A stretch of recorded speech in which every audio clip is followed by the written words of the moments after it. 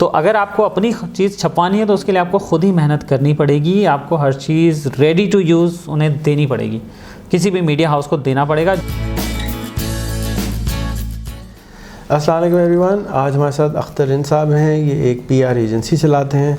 अख्तर भाई, ये बताइए कि किसी इदारे को अगर कोई ही चीज़ को मशहूरी करनी हो, मीडिया में जाना हो, तो उसका क्या तरीका है? आपकी एजेंसी उनकी कैसे हेल्प करती है? सर, पब्लिक रिलेशंस एजेंसी इस काम के लिए हैं मार्केट में, बहुत पुराने लोग भी हैं। मैंने अभी 6 साल से शुरू किया है और वैसे जर्नलिज़म का मुझे एक्सपीरियंस है 98 से, ख़बरें बनाने का और इस तरह चीज़ें करने का।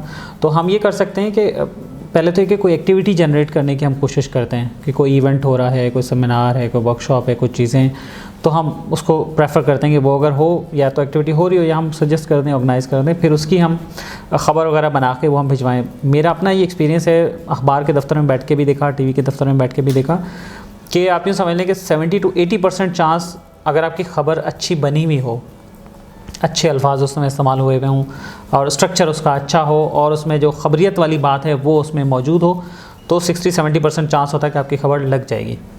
और वरना तो इसी स्टेज पे ख़बरें किल हो जाती हैं। बहुत सारे लोग ये कंप्लेन करते हुए मिलेंगे, आपने शायद देखा हो, हमें बहुत सारे लोग मिलते हैं कि यार हमारी ख़बरें नहीं छपती, हम इतना देखें काम करते हैं, इतने बड़े बड़े इवेंट करते हैं, ख़बरें नहीं छपती, यार ये मीडिया बड़ा बेकार है, ये तो ख़बरें नहीं छापता हमारी।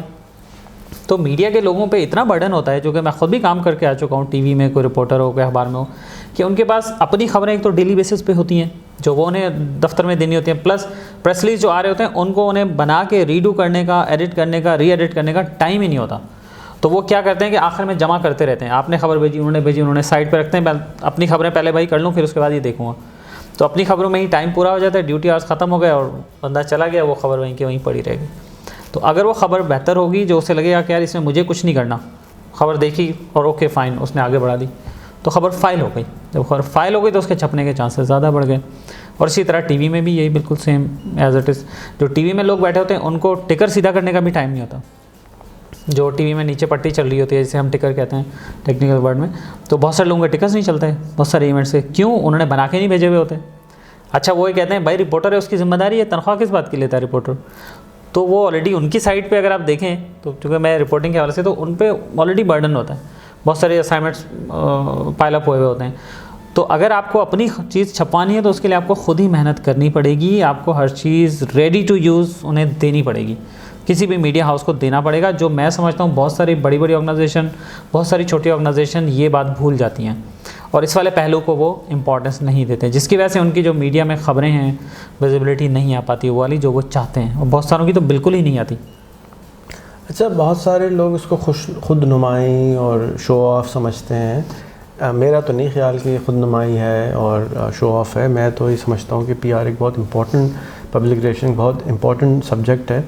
तो किस तरीके से कोई पीआर एजेंसी अपनी खोल सकता है और वो कहे कि जी मैं आपसे 20,000 रुपये महीना लूँगा, 1 साल के मैं आपसे 1,20,000 रुपये लूँगा, महीने में मैं आपकी इतनी खबरें बना के लगा दिया करूँगा, पूरे आप करते हैं अपनी एक्टिविटी, मेरी जिम्मेदारी है कि मीडिया में आप ज़िंदा रहेंगे। तो एक तो कैसे बनाएं?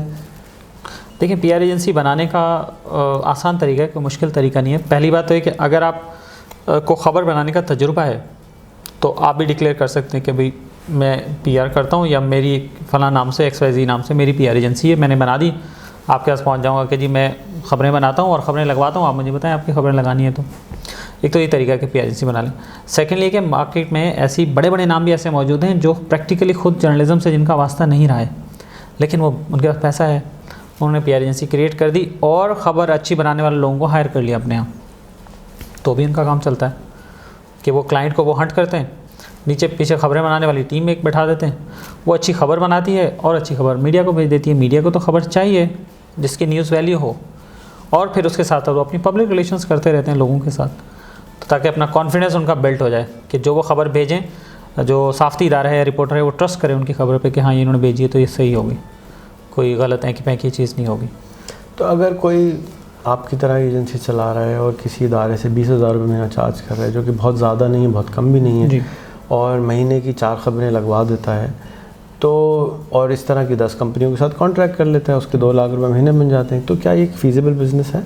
जी हाँ, है, फिजिबल है। और जब मैंने शुरू किया था तो यही आइडिया था मेरे जहन में भी कि इस तरह से हम कर लेंगे, लेकिन शायद मेरी कोताही रही कि मैं इतना ज़्यादा उसमें नहीं कामयाब हो पाया, या टीम नहीं उस तरह से बना पाया, मैं ख़ुद भी नहीं लेग वर्क कर पाया, और सच्ची बात है कि अपने जो चीज़ें हमें आती हैं करते हैं हम बता नहीं पाए लोगों को। सही मैं कहूँगा मेरा इसमें फ़ॉल्ट है कि हम लोगों को बता नहीं पाए कि हम क्या क्या काम उनके लिए कर सकते हैं, तो इसलिए मुझे वो वाला रिज़ल्ट नहीं मिला है मेरी अपनी कोताही की वजह से। लेकिन ये डूएबल है, काम ये हो सकता है, और इस पर बहुत सारे लोग यकीनन काम कर भी रहे हैं जिनका इवन के दफ्तर भी नहीं है, बग़ैर दफ्तर के भी सिंगल हैंडेडली लोग काम कर रहे हैं ऐसे ही।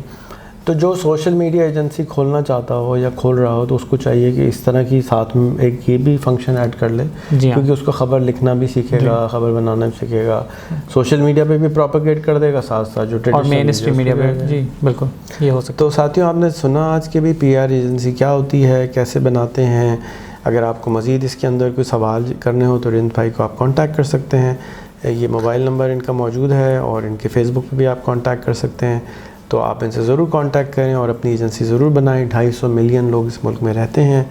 याद रखिए हमेशा आपका मुल्क जो है वो 6वां से 5वां बड़ा मुल्क है दुनिया का, बहुत बड़ा मुल्क है, और उसमें हज़ारों, हर चीज़ के हज़ारों लोग चाहिए, हर चीज़ के हज़ार चाहिए। एक हज़ार गूगल नहीं चाहिए, लेकिन और बहुत सारे काम ऐसे हैं जिसमें हज़ारों लोग चाहिए। मैं इसमें एक चीज़ यहाँ भी और ऐड करना चाहूँगा कि जैसे बहुत सारे लोग इवेंट करते हैं ना, आपने 50 लोगों का इवेंट किया, 100 लोगों का इवेंट किया, जैसे आपके अलीबाद के लोग बोलते हैं खुद नुमाई हम नहीं कर रहे।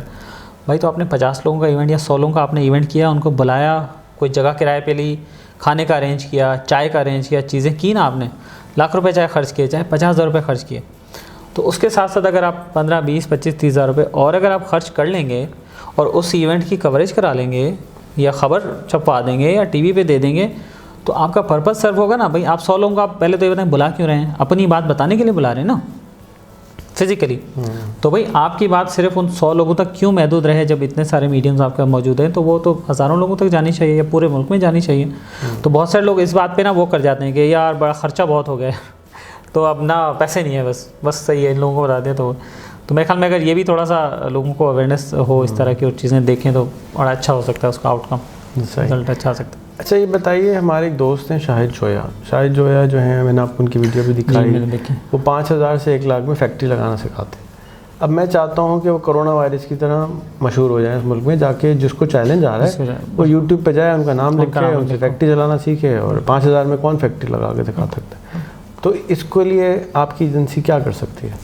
इसके लिए हम ये सारे काम कर सकते हैं जो मैंने आपको बताए हैं।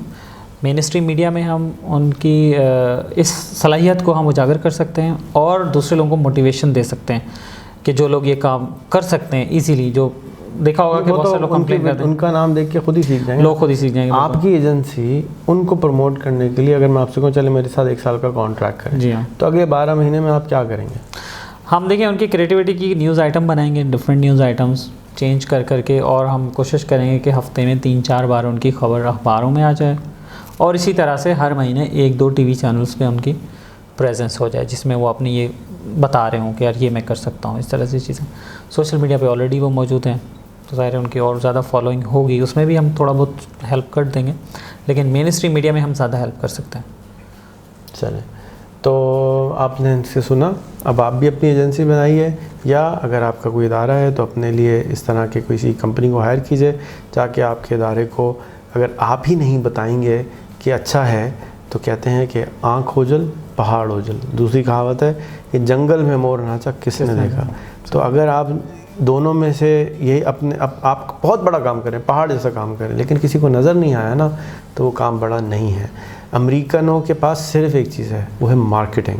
उनके पास इतनी सी चीज़ें होती है, उसको इतना बड़ा अजदा करके दिखा देते हैं कि जी पता नहीं क्या है, और हम जो है ना अजदा से डर भी जाते हैं। तो देखिए मार्केटिंग बहुत इंपॉर्टेंट सब्जेक्ट है, ये खुद नुमाई नहीं होती मेरे भाई मेरी बहन, ये खुद नुमाई नहीं होती कि आप सारा काम नीयत पे। अगर मैं यहाँ शेरवानी पहन के बैठा हूँ, आप कहिए तो खुद नुमाई कर रहे हैं, भाई मैं खुद नुमाई नहीं करना के लिए बैठा हुआ, इसलिए बैठा हूँ कि मैं डिस्टिंग्विश लगूँ, अलग से लगूँ। मैं यहाँ पे लुंगी पजामे में बैठा हूँगा, बनियान पहन के, तो आप मेरी बात भी नहीं सुनेंगे। एक सबकॉन्शियस दिमाग होता है जो हमें जिस एक तरीके से काम करवाता है।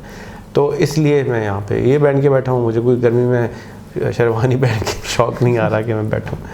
अपना ख्याल कीजिएगा। अस्सलाम वालेकुम।